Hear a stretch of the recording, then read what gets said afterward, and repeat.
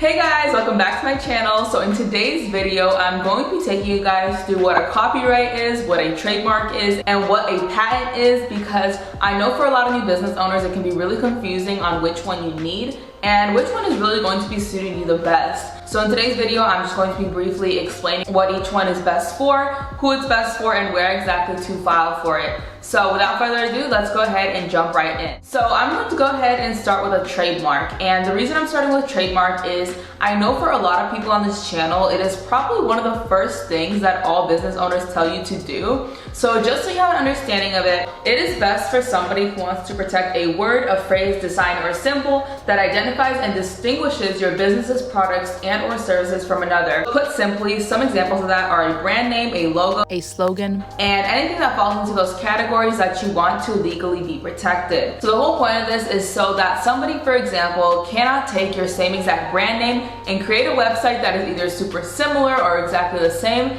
and scam people or try to copy you or do things like that. So if I wanted to open up a clothing store and I named it something like fashionnoma.com, well then that would be an issue, because even though technically it's not the same exact brand name, it's too close in the name and the category for it to be legally allowed to use that name. So pretty much what it does is it allows you to publicly claim that that mark is legally yours and that nobody else can take it. Now there are certain rules and exceptions to this, and while nobody can make the exact same brand name, logo, or slogan as you can, let's say somebody wanted to make a brand name that's pretty similar to mine. So my business's name is Baddie All Night, and I sell kind of clubwear and women's fashion in general. So if somebody wanted to create a grocery store that was named Baddie at the supermarket, well then they probably won't really get in trouble for that because it's in a different category and it's not the same exact name as mine. And yeah, so pretty much if anybody's creating the same exact brand name as yours or trying to knock off your brand name in the same category and making it super similar, you can actually go ahead and sue them for trademark infringement. So where you would go to file for this is you would just go to uspto.gov and you would navigate to the trademark section, and then you would do a basic word search,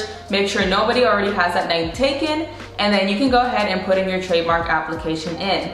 Now let me say one more thing before I end this section up. I just highly recommend that you see a lawyer in order to help with your trademark, because when I first did it, I messed up somewhere along the lines and I ended up being assigned an office action that was lasting 2 years in order to clear up my trademark. So I highly recommend that you see a lawyer, but if you're on a budget or if you're somebody who is pretty confident in filling out the application, then you can go ahead and do it yourself. I think that's really all that I have to say about trademarks. It's nothing really super complicated to understand, but again, it can just be a little confusing to some new business owners who are starting out. So let's move on to copyrights. So copyright, that is going to be the best for somebody who is a creative. So think a musician, think an artist, think a book writer. Copyrights protect original work from any kinds of unlicensed or uncredited usage. So pretty much legally, somebody cannot use, they cannot sell, they cannot replicate your work, and if they do, then they can be sued for copyright infringement.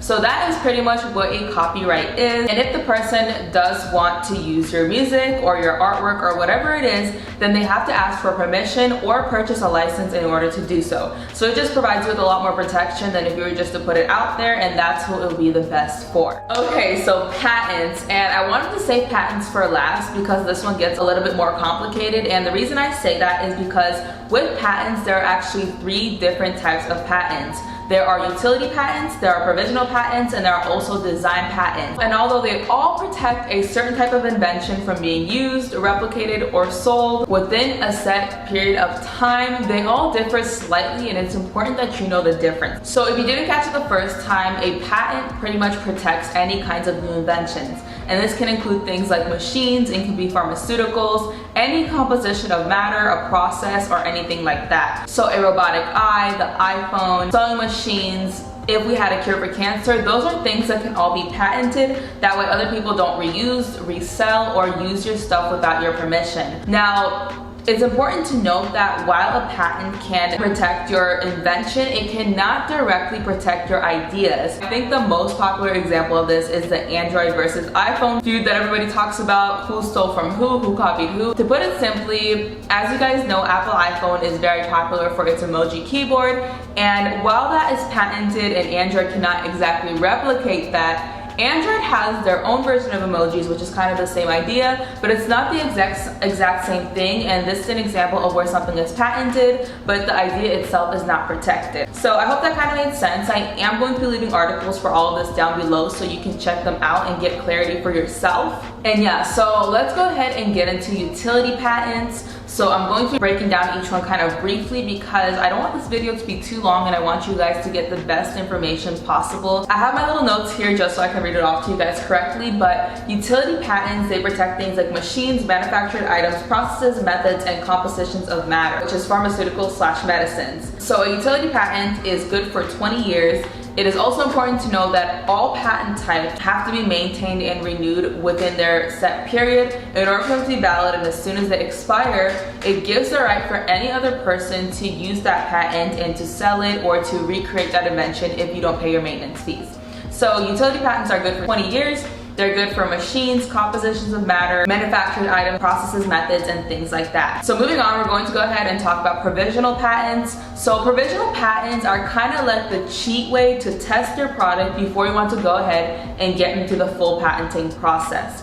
So provisional patents, they're patents that are good for 12 months and are usually used for you to just be able to test your product out and to go through a shorter patenting process in order to protect your item while it's being tested out in the market. So I'm going to be giving you a really easy example of this. I was at Ross or Marshall's or one of those stores the other day and I saw a luggage that said patent pending on it. So this luggage, it had some kind of technology to weigh less, have maximum protection, and be easy to carry or something like that.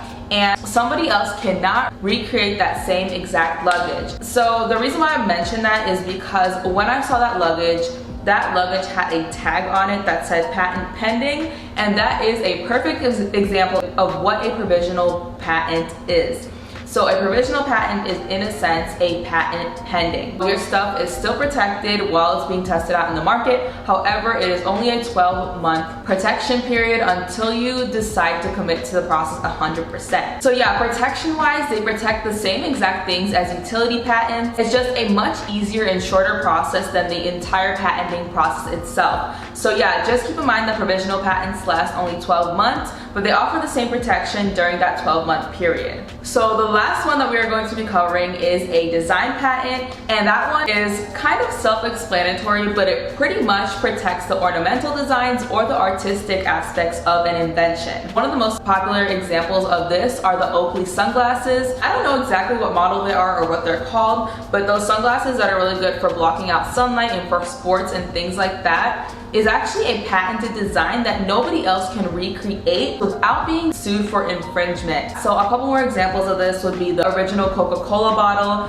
the curvy glass one that everyone knows about, and the Statue of Liberty. So those are all examples of design patents, and they last for 14 years. Patents must be maintained and renewed on time, otherwise somebody else has the right to recreate your idea without your permission if you let it expire. And once you let it expire, the only way to renew it is by an act of Congress, and you do not want to do that. So with that being said, I think we covered pretty much everything in this video. I hope it really cleared up some confusion about copyright, trademark, and patents, and helped you kind of clarify and understand what the difference between all of them is. So if you liked this video and you found it helpful and it helped you out, make sure you go ahead and leave a like, comment, and subscribe to this channel so it can help other people the way it helped you. So that being said, I want to say thank you guys so much for watching, and I'll see you on the next video. Bye! I forgot to say also that design patents last only 14 years, and in order to file for a patent, you must go to uspto.gov and click the patent section and start it from there. So that being said, I hope it helped you guys out, and I'll see you all in the next video. Bye!